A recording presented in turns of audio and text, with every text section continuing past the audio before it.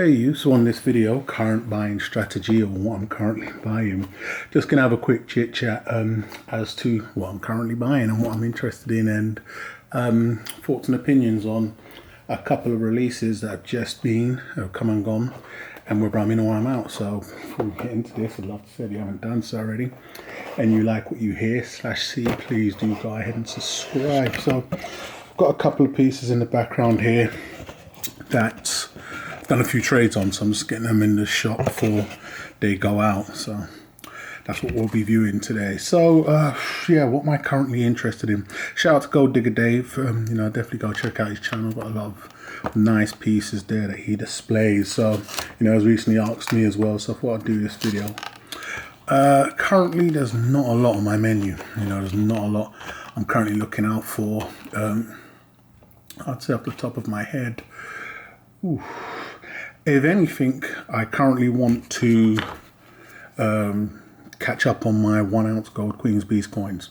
That's what I'm going to be looking to do. So these are the 2 ounce kooks. So I've just shifted out a couple of these. They come sealed in packs of 5. So I want to complete my 1 ounce kooks. The gold, what am I talking about? My 1 ounce gold Queen's Beast coins that I'm going to want to do. So I have the lion, the griffin, and the dragon. So I believe that's going to be another, not 7, I think 6 or 5 more I need. I need the unicorn. So I definitely want to do that because I believe we'll come to the end of the series this year. I don't think it's going to be a set of, well, for me, picking them up, I'm not seeing it because of condition wise, but who knows, I'll definitely have a complete set once I've been able to pick them all up. But premiums on the current ones I just mentioned ain't insane, and I can still technically pick them up. It would have been the first 3 or even the first 2 from the lion and the griffin that are the issue. So having those, I'm in no rush. So I'd say within the next easily 5-6 months, I'm going to look to try and pick up one of those every month in a bit. I'm definitely going to be picking back up active within the next week. So I'm definitely want to start getting something in. And that's what I'm currently focused on. I was asked about the double sovereign that the Royal Mint are now doing. I believe it's a double sov. With the sovereigns, I was mentioning that I think they're definitely a good buy. Nothing insane premium wise. You're looking at about half an ounce of gold technically right there. For me, when it comes to the sovereigns, it's a love-hate relationship, purely because of what the mint does. We've had, and I'll say off of all of these special sovereigns, you're always getting something new. It's not a matte sovereign, it's a reigning monarch of the day sovereign, pied fort sovereign. I first went heavy on the sovereigns on the special design 2017. Great coin to do that with, but I think what the mint done there straight away, and that was a prime example, is they oversaturated that coin. They should have left that at the first release, which I missed out on when they brought it out as a standard sov. I believe it was half sov, quarter sov, I think it was, and they brought it out. They then came back, then brought out the pied fort sovereign, and they brought out the 5 sov, and you got all the larger cases and sizes. But I was able to jump in from there with that design. I damn near got a flush. So I had the pied fort sovereigns at the time. At first, definitely bought into that. Done a video, I believed it was. Now, by no means am I saying these are bad. So I had the pied fort sovereign on the 2017. I picked up the 5 sov single as well also. I then went on to acquire some of the 3 coin premium sets, and then acquire some of the 5 coin sets on the 2017 special design. I have sold all. So I've sold the standard pied fort sovereign. The only one I didn't initially pick up was the standard sovereign in the 2017 special design. My experience from selling all of those was interesting because I even got some of them graded, if you guys remember. I've done a couple of trade out with those. It's a fantastic design. With the sovereigns, what I've seen is that they can take a long time to heat up. Even when we're talking the older years, like the 1989 and 2002s, looking at current prices, I thought that you would have thought there'd be a lot more.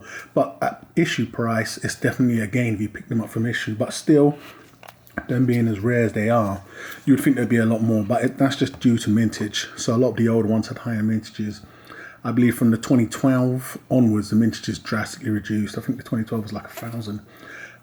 Don't hold me to that, but the 2017 definitely had a very low mintage. That's where the mint got it right. So that on the newer sets, they decreased the mintage.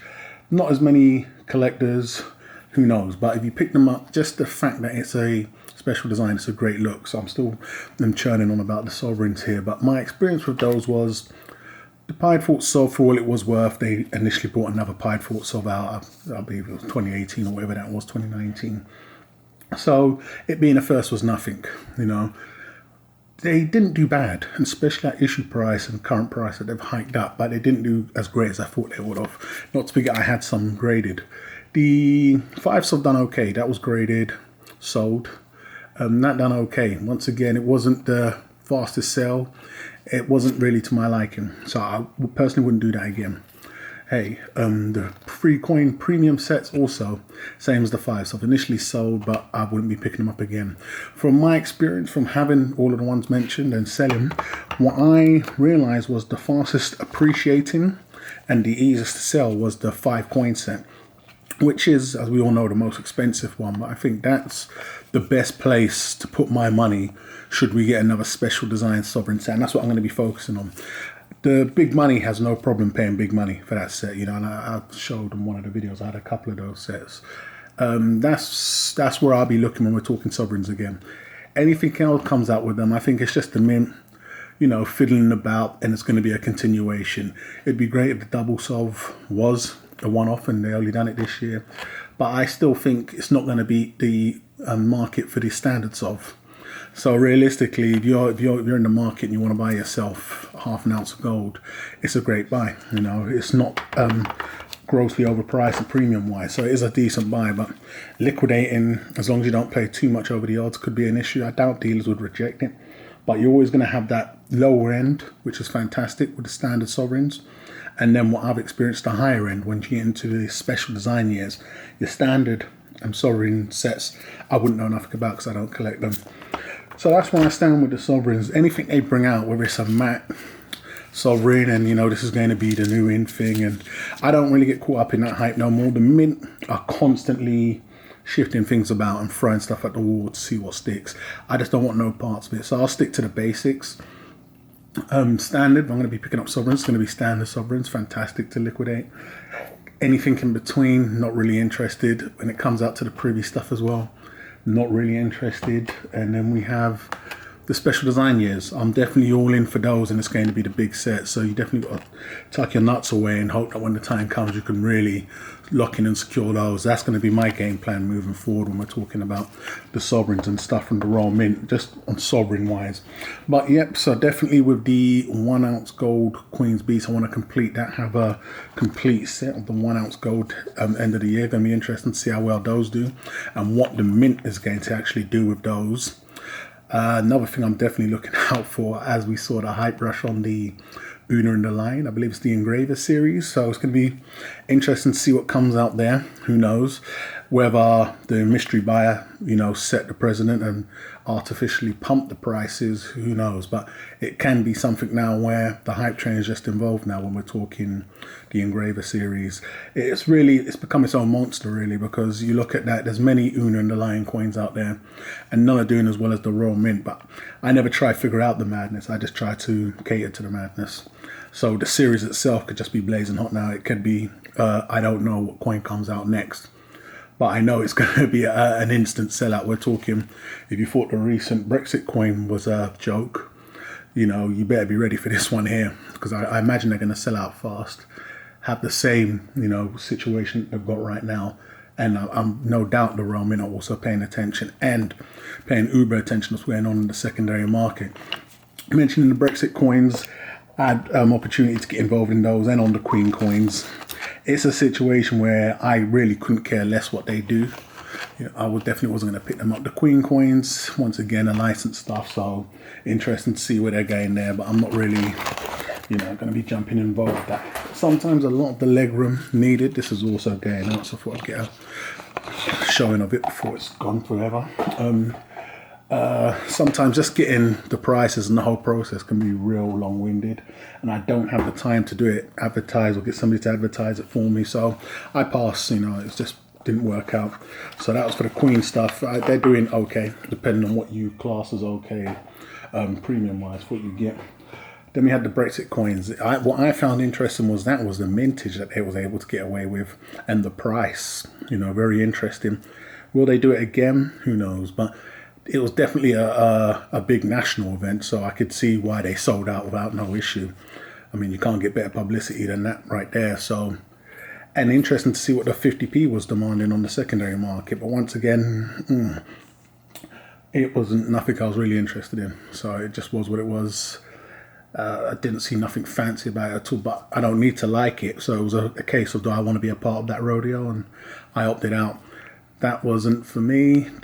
Once again, Sovereign with a privy passed on that also. But very interesting to see what's going on currently, because the mint really hiked prices up, hiked mintages up, and then seeing something with low mintages, technically a highish price, referring to the 2-ounce gold and the lime, go on to receive like ridiculous amounts in the secondary market. So going to be very interesting to see what happens when that set comes out. But that's the only set I've currently got my eyes on. Collector coin wise, there's a lot going on there, but I'm not going to really be speaking on anything because there's nothing I'm really interested in, and I can't see anything popping up. So currently, that's my current buying strategy and stuff I'm looking at. Gold, I want to continue on what I class as a standard gold bullion. That's going to be the 1-ounce gold Queen's Beast coins. I'm hoping for a big spot drop, and then I'll reassess my current buying strategy again then. And then also see what the Engraver series has from the Royal Mint. People are just getting Google for the Royal Mint, as mentioned. I mean, many other mints brought out identical, even better quality from what I've heard. Una and the Lion coins. I'm not saying they're doing bad, but they're not doing what the Royal Mint's doing. So it's just one of those things where people want the original, couldn't get the original, so they want the producers of the original. They'll gladly accept that. Once again, I'm not even trying to figure out the madness, because it's always one of those things where people go goo-goo for certain things, and of course it simmers down, but that markup was insane. This cowboy definitely wants part of that rodeo next time it goes on. But let me know your current buying strategy down below, if you're purchasing or just sitting on the sides watching what's going on. Once again, please do go ahead and subscribe if you haven't done so already. We're going to wrap this one up, and I'll catch you guys on the rebound.